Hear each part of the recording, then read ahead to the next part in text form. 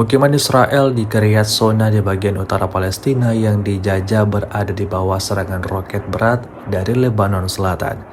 Rekamannya diunggah di akun Instagram @aonpalestine baru-baru ini dan telah disaksikan lebih dari 1 juta orang. Dalam cuplikan tersebut menampilkan tembakan kekerasan dari Lebanon Selatan ke posisi tentara IDF. Serangan yang dilakukan pada malam hari tersebut berlangsung sangat cepat dan brutal. Rentetan serangan roket diyakini memporak-porandakan posisi musuh dan menewaskan sejumlah tentara IDF yang tengah berjaga. Sampai saat ini konflik yang melibatkan Israel dan Palestina masih terus berlangsung dan tak kunjung menemukan titik terang. Video ini viral dan mendapatkan ribuan komentar dari warganet.